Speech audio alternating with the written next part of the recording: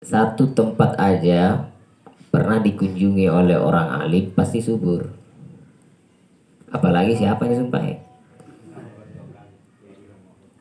Nah, kayak Imam Makkah, Al-Walid, orang tua kita semua. Itu yang penting barakah. Rasulullah itu ketika dilahirkan, beliau diasuh oleh Sayyidatuna Halimah, ya, dibawa ke kabilah Bani Sa'ad, ya, pedalaman. Itu tempatnya Sayyidatuna Halimah gersang, tidak subur. Tapi setelah Sayyidatuna Halimah membawa Rasulullah diasuh di sana, itu tempatnya Sayyidatuna Halimah yang asalnya gersang langsung subur. Sapi-sapi yang sudah tua yang tidak mengeluarkan susu lagi kembali subur mengeluarkan susunya setelah dikunjungi dan setelah dibawa Rasulullah SAW diasuh dan disusui oleh Sayyidatuna Halimah di kampungnya Sayyidatuna Halimah. Yang asalnya tidak subur jadi subur.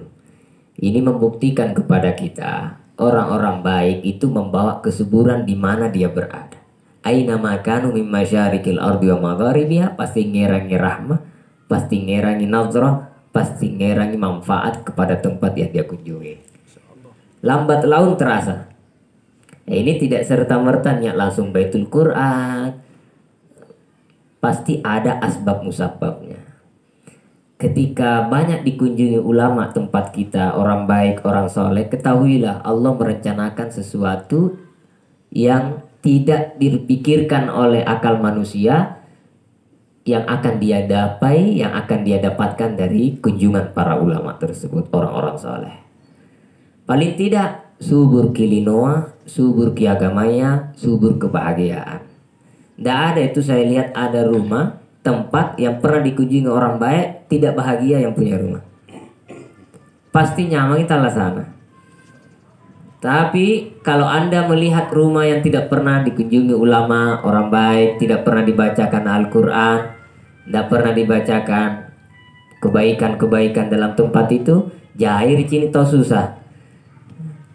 Tapi kalau rumah sering diadakan kebaikan, zikir, tilawah, mengaji, dikunjungi ulama, saya yakin tempat itu dipenuhi kebahagiaan fid dunya wa fil akhirah.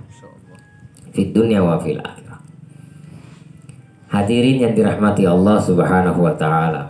Alhamdulillah, mudah-mudahan tempat ini makmuran bil Quran, makmur dengan Al-Quran, wa ma'muran bil ilmi wal hikmah, dan dimakmurkan dengan ilmu dan hikmah, wa ma'muran bi ziyaratil ulama was salihin. Mudah-mudahan dimakmurkan tempat ini dikunjungi ulama dan orang-orang soleh. Ibu-ibu majelis taklim yang ada di bawah, walau mata jauh tidak memandang, insya Allah hatinya dekat. Katanya nagana tanpa nanti insya Allah pun dengan harus ditambahi sen salah. Yang penting Khadijahnya siap. Penting Khadijahnya siap. Tadi malam saya belum sempat menyelesaikan pembahasan karena fokus kepada Sayyidatuna Aisyah. Dan tempat ini ada dua, ada Aisyahnya, ada Khadijahnya. Kurang apa sih?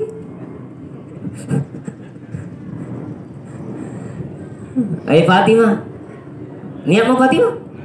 Inang? Oh niat.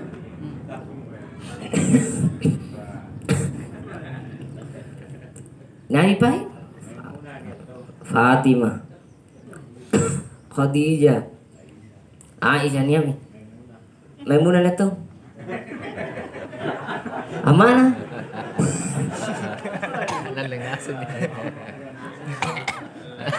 Muhammad urangnya Muhammad Nur. Coba kan tuh Muhammad nih Nur cahaya. Maimunah lengkap komplit. Anu maamin dari boya menantu Utsman bin Affan.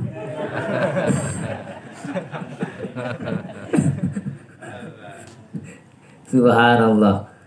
Tadi malam saya sempat cerita para ulama itu kan berbeda pendapat. Afdalun nisa, perempuan yang termulia di antara azwajun Nabi sallallahu alaihi wasallam, istri-istri Nabi itu adalah afdaluhunna Khadijah wa Aisyah. Paling afdalnya adalah Khadijah dan Aisyah. Kemudian dibahas secara umum perempuan yang paling afdal secara umum. Imam As-Subki memilih Sayyidatuna Maryam, ibu daripada Nabi Isa, lalu Khadijah dan seterusnya. Tapi ulama yang sepakati, yang banyak muttafaq adalah yang paling afdal adalah Fatimah Az-Zahra bintu Rasulillah, putri Nabi Muhammad SAW. Lalu ada ulama yang memilah, mentafsir afdaluhunna min haitsul ilmi Aisyah.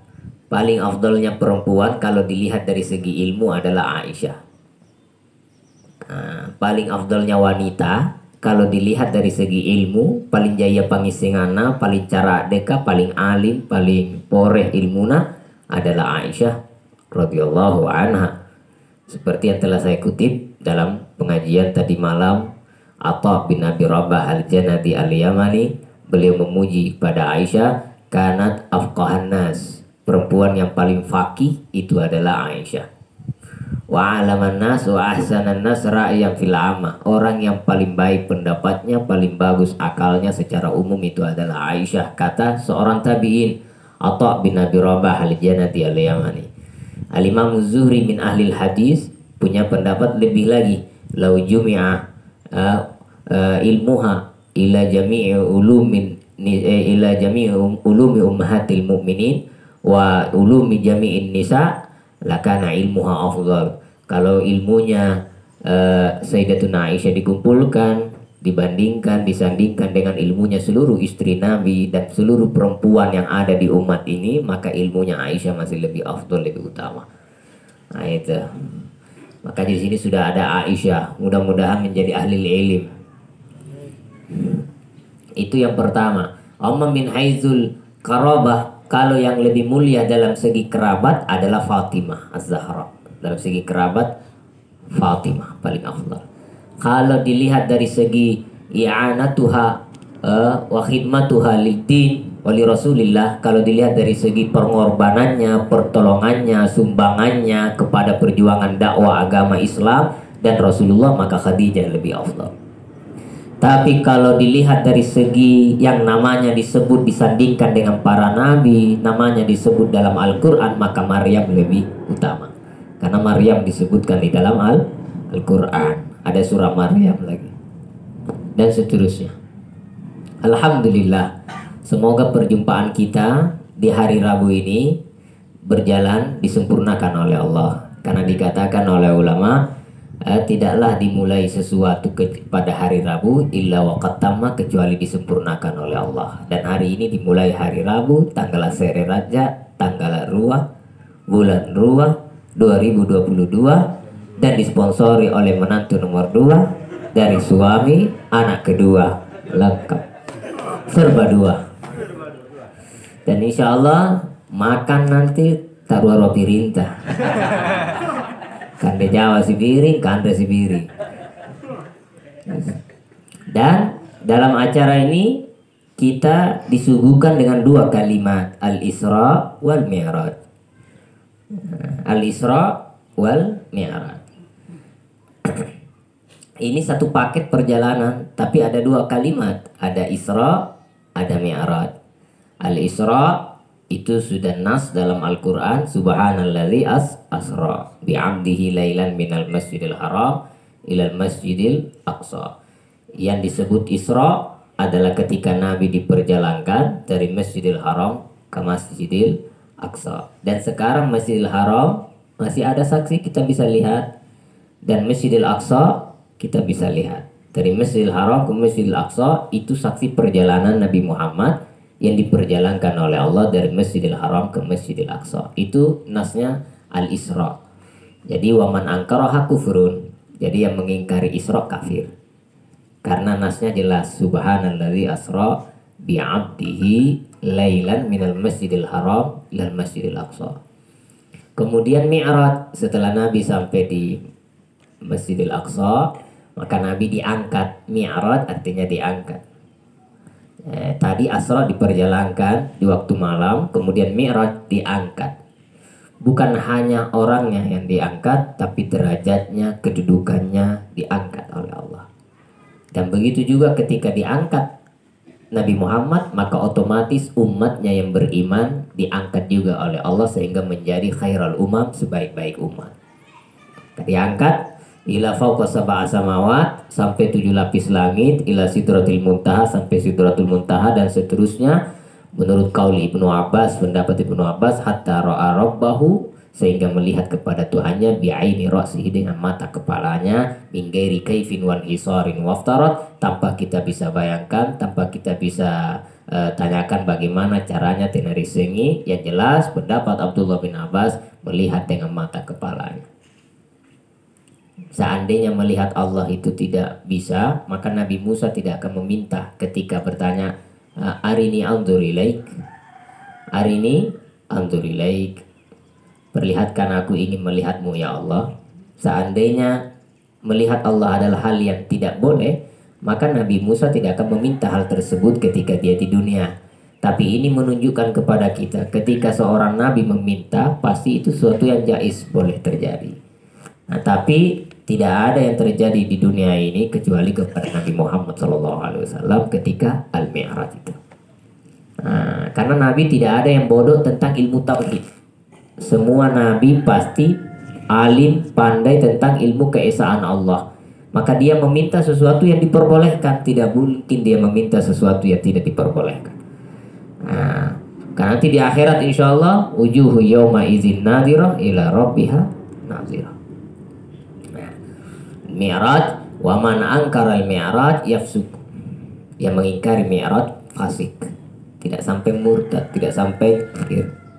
Tapi kalau Isra kafir, kalau Mi'raj kata ulama fasik. Karena dijelaskan dalam berbagai riwayat, baik statusnya ahad dan lain-lain sebagainya dalam kitab hadis. Kalau nasnya yang jelas secara qat'i menyebutkan Isra, yaitu tadi subhanalladzi asra bi'abdihi. Jadi kalau mengingkari langsung kafir.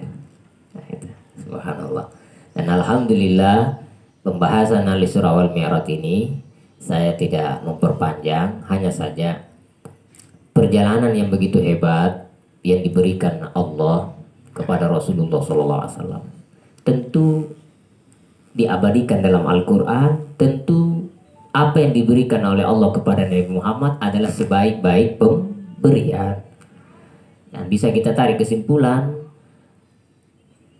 sholat 5 waktu itu menjadi pemberian terbaik yang Allah berikan kepada Nabi Muhammad di saat perjalanan yang tepat, perjalanan yang diperjalankan Nabi Muhammad untuk diperlihatkan linuriyahu min ayatina. Jadi ini sambayang adalah kado yang paling terbaik, pemberian yang paling terbaik. Tapi di saat sekarang banyak yang menyia-nyiakan.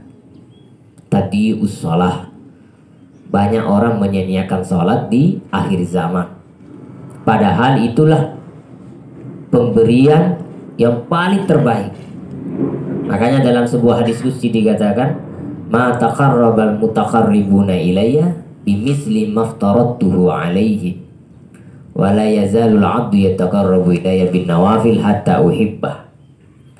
Dikatakan, tidaklah orang yang dekat kepadaku, mendekatkan kepadaku seperti dia melakukan apa yang aku fardukan. Tidaklah ma taqarrabal mutaqarribuna ilayya bimisli maftaradtuhu alaihim. Tidaklah orang yang mendekat daripada orang yang ingin mendekat kepadaku yang lebih dekat seperti halnya orang itu mendekat dengan melakukan amal-amal yang difardukan oleh Allah, yaitu sambayang. Jadi paling nangaya karena Allah Ta'ala dalam mendekatkan diri kepadanya adalah sesuatu yang diwajibkan oleh Allah. Dan sesuatu yang diwajibkan oleh Allah tina singkam mana sambayang. Tina singkam mana sambayang. Makanya para malaikat dibagi-bagi tugasnya. Di antara malaikat itu faminhum raqi, ada yang hanya ruku saja. Satu ruku, dari bentuk sholat ruku saja. Perkara mulai diciptakan sampai kiamat ruku aja kerjanya. Wa minhum sajid, ada di antara malaikat sujud saja. Sujud agena lo kiamat apa naka uluna. Katanya digabungin ya rukunya, metinnya, itu dan ya sujud. Jadi ini sangat luar biasa. kita diberikan kado yang istimewa yang menjadi dalam riwayat Imam An-Nasai menjadi kesenangan Nabi Muhammad Sallallahu Alaihi Wasallam. Nah, katakan pun dengai pun nak jumpa lapa bela ki tayang ki hadiah. Ya bine jumpa bela Nabi itu ada ke perjalanan lebih jauh dari perjalanan Rasulullah. Hanya ditempuh sebentar karena kedekatannya dengan Allah. Nah, kayak gue ki oleh-oleh mau terki mau duk ngiram baku pasti tahan itu baku. Betul ki miraja biasa ngiram ikan Jawa. Jadi ikan Jawa, ikan Tomi. Nah, pulang dari perjalanan jauh pasti bawa kado, bawa oleh-oleh. Nabi Muhammad perjalanannya kadonya sampai sekarang masih ada. Yang itu sambayang. Nah, jadi punah bulan Rajab tinggi sambayang tingkatkan sholat kita dengan memperbaiki kualitas rukunnya, syarat-syaratnya, adab-adabnya, apa yang memakruhkan ditinggalkan, apa yang membatalkan dipelajari dan seterusnya. Ditingkatkan. Kalau kita sholat sekarang mengerjakan 10 sunnahnya sholat, tingkatkan 20 sunnah. Boyai, pelajari, dan kaji. Saya punya kitab dikarang oleh salah seorang guru saya, namanya Khamsumi'ah Sunan fi Shalah, 500 sunnah di dalam sholat. Jadi pakara mulai nomor sere, anggena nomor 5 bilangan sunnah sambayang 500 sholat. Padahal dijelaskan para fuqaha sunnah-sunnah sholat itu mencapai 1000 sunnah. Sisa bu, mereka ini apa kuliah dipanggaukan sambayang siapa sunnah? Takbir intikal itu sunnah. Apa poin sunnah-sunnah jadi? Melihat ke tempat sujud sunnah. Meletakkan tangan sunnah. Mengangkat tangan sunnah. Gitu. Mengangkat tangan ketika bangun dari rakaat kedua takbir sunnah. Gitu. Memisahkan kaki ketika berdiri, tidak merapatkan kaki sunnah, memisahkan sedikit sunnah. Jahit sunnah, memang bilang itu sholat terus meningkat. An-Nabi sallallahu alaihi wasallam dalam satu hadis riwayat An-Nasai, ju'ilat qurratu aini fi shalah. Allah letakkan kesenanganku di dalam salat. Ketika Nabi menyaksikan lazzatul munajah, lezatnya bermunajah kepada Allah ketika Mi'raj, dia tidak ingin kembali ke dunia.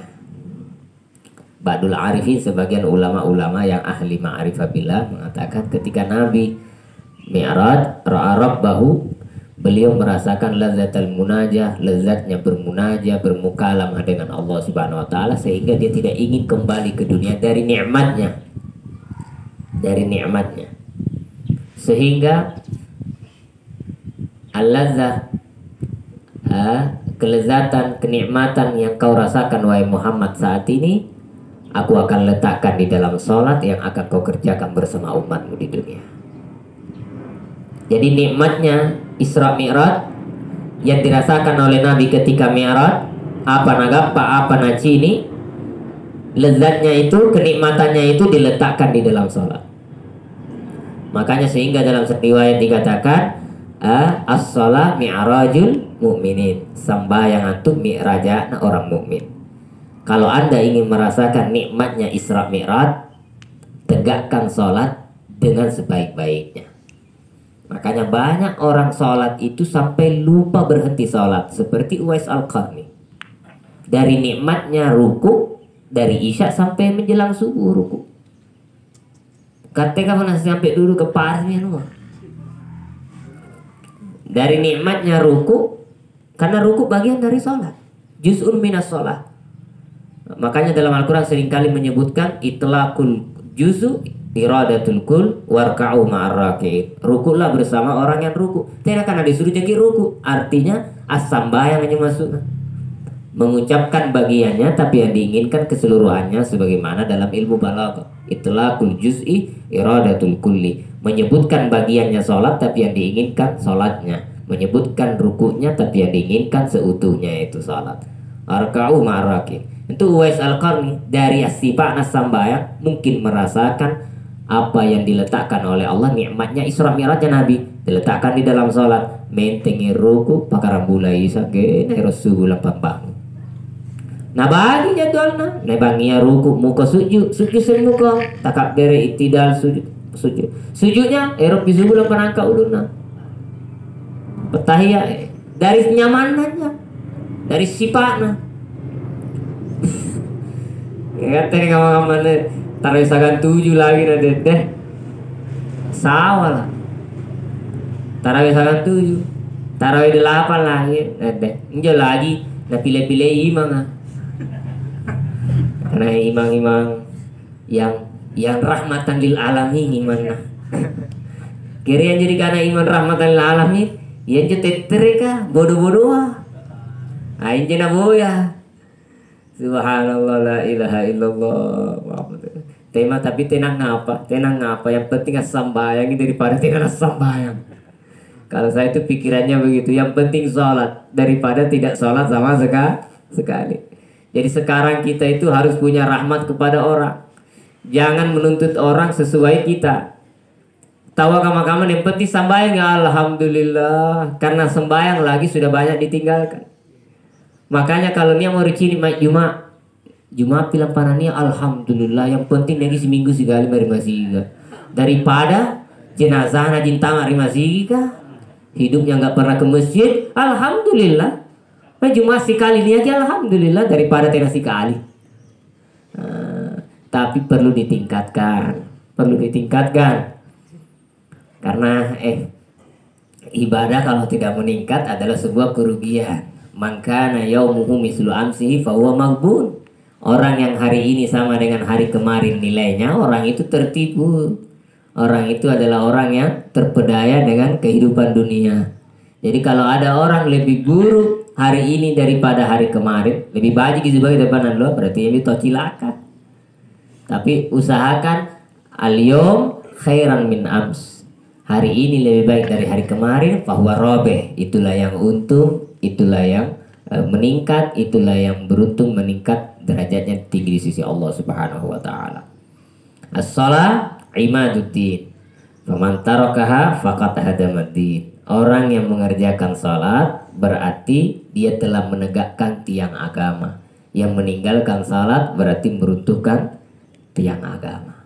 Apa tiang agama? Maksudnya orang kalau sudah meninggalkan salat, tiang rumahnya roboh sere. Puna roboh mi tianga. Nah, panrang itu balaka. Iman dan Islam itu adalah rumah kita dan tiangnya adalah salat. Punna nupalari sambayanu agama Islammu, imanmu akan runtuh. Itulah yang disebut oleh ulama man tarakas shalah, orang yang meninggalkan salat yurisu su'al khatimah, menyebabkan mati cilaka, su'ul khatimah. Jadi termasuk perkara yang menyebabkan orang meninggal su'ul khatimah adalah tarkus shalah, meninggalkan salat. Nah, jadi meninggalkan salat termasuk penyebab su'ul khatimah. Ini kamu tawa mudah meninggalkan sholat. Ini sambayangannya nomor sere, jangan sampai ditinggalkan pasai. Mana guna subuh karena sambayang subuh paling batal. Yang penting sambayang gimana nu kau ada ki. Yang penting sambayang kiro. Aneh tawa nih indrana sambayang tina bayar apa lagi. Nah, karena tak kalah tiri sambayang jangan sambayang bayar lagi. Ya pun Allah tak ada subuh. Para dulu palompoy alarm al-munabbih saatul munabbih. Jam alarm palompoy sarana. Saya luar kalau nak kulit pabela-bela ika biasa pun ane kiram pita sare di pamati di mut tempat tidur di motor. Sembahyang subuh. Yang paling pertama afdalul jamaatul fajr. Paling afdalnya jamaah subuh.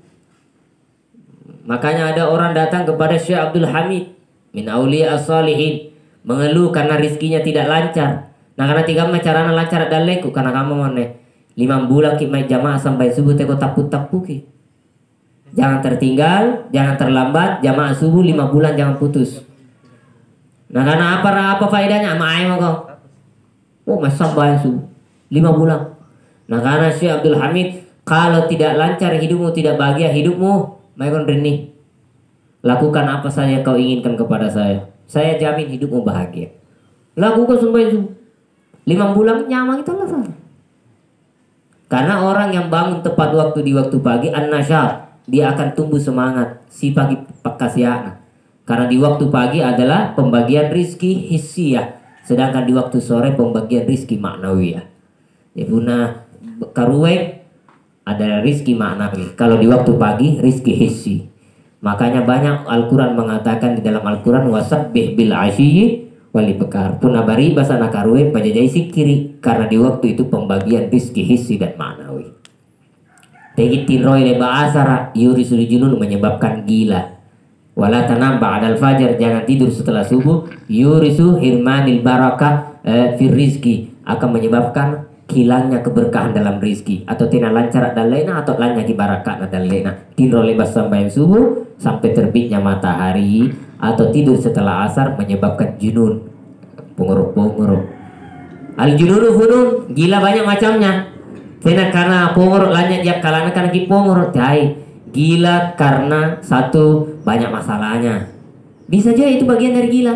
Gila bisa maknanya garing-garingin narusu penguruk lagi. Bisa gila maknanya anaknya nyapu dipusingi di anak-anak. Bisa karena gila dipusingi sama istrinya. Bisa karena gila disebabkan banyak masalah pekerjaannya. Bisa karena banyak. Jadi al-jununu funun, gila banyak macamnya. Nih tahu tina tapak. Nah karena tindro leba asal ngapa nak punggur nak mereka tindro, main tindro. Nyari tete sebulan 2 bangi. Nyari tina lah nyakal aku. Sehat ya ini. Tina aku punggur. Oh namanya balan ustaz kah. Assalamualaikum. Salam. Ngapa nular-lar. Balik-balik kezab saya sih. Balik-balik. Anta mengatakan orang yang tidur sudah asar menyebabkan gila. Nah kita aku punggur. Balik-balik. Nah karena al-an anta minal junun, sekarang kau gila. Ngapa nak kulit? Ngapa nih tokat-tokat balang tawaran tambang? Bertamu di waktu malam orang tidur itu termasuk sifat gila. Lu pengorok-pengorok kamu dari balang tawaran tambangi. Itu termasuk gila. Ini kamu gini sudah gila. Karena al-jununu funun, gila itu banyak macam. Tidak karena gila lanya pihak kalah. Nah, termasuk gila itu apa? Naisemi karena tuang itu sambayang, termasuk gila itu. Ini tuang itu sambayang karena ya Allah. Sinampe mana dari sambayang iki? Ngapa nanti nus sambayang? Nah orang sudah merasa dirinya sudah tua lapatina sambayang termasuk gila itu. Dari bulaena yang tua tunta umurunta bulaeta. Bukankah orang yang hidup di dunia ini berdagang? Nah, dagang kita, pedagang akhirat, ada pedagang dunia. Ala adullukum ala tijaratin tujikum min adzabin. Jadi orang yang hidup di dunia ini juga berdagang, tapi ada bedanya. Ada berdagang akhirat, ada berdagang dunia. Nah, berdagang dunia untungnya cuma di dunia. Berdagang akhirat untungnya dunia akhirat. Ngapa nak kulle? Wa man yattaqillah yaj'al lahu makhraja wa yarzuqhu min haitsu la yahtasib. Orang yang berdagang akhirat artinya memperbanyak ibadah akhirat, lancar dan lena, jai dan lena tidak diduga-duga. Apa buktinya? Nia ki batuan nia cara ya. Te dari parekan rejawa batu ya ki mempo nangri cara manggapa magi dalekan rejawa. Nah inilah yang disebut dalek min haitsu la yahtasib.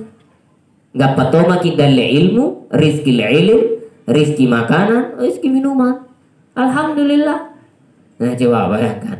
Nah, kalau orang yang berdagang akhirat, untung lino akhirat. Makanya orang yang melayani agama, maka Allah tundukkan dunia melayaninya. Lomoy talah sangat tenanya susana. Ya kan dari corona tena corona nyaman ya kan tena doena nia ilmuna apa ilmuna syukur dan kona jadi tena susana.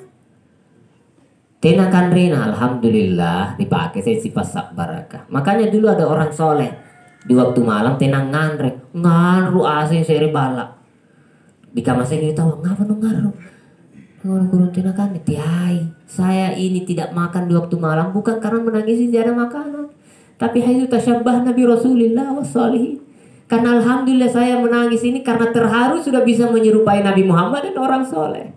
Karena banyak riwayat hadis Nabi waktu malam tenang ngandre. Orang-orang soleh di waktu malam kadang tidak menemukan makanan yang dimakan. Saya menangis ini karena alhamdulillah saya sudah bisa menyerupai Rasulullah dan orang-orang soleh. Tidak karena ngaruh, karena ciburu, karena menangis, karena sudah menyerupai hidupnya orang soleh. Yaitu apa? Merasakan lapar. Katanya tidak kulit ciburu pak, makin banyak acara tambah basur. Karena biasanya orang kalau tidak ada ini dibilang makanan kurang-kurang semangat kita uang. Guna acara ilmu cibawang. Ciburu kita. Makanya para lu nih Khadijah. Ya nih mau Khadijah nih.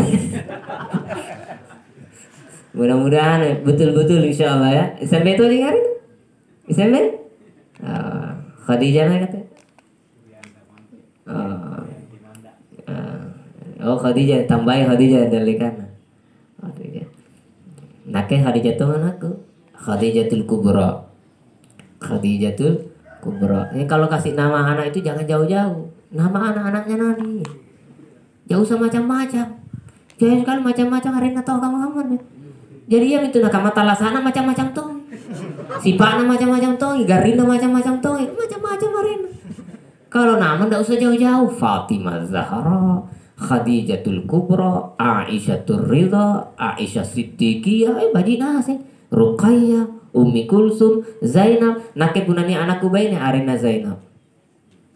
Kenapa saya kasih Zainab? Karena itu salah satu istri Nabi yang terkenal paling dermawan dan penyayang kepada orang fakir.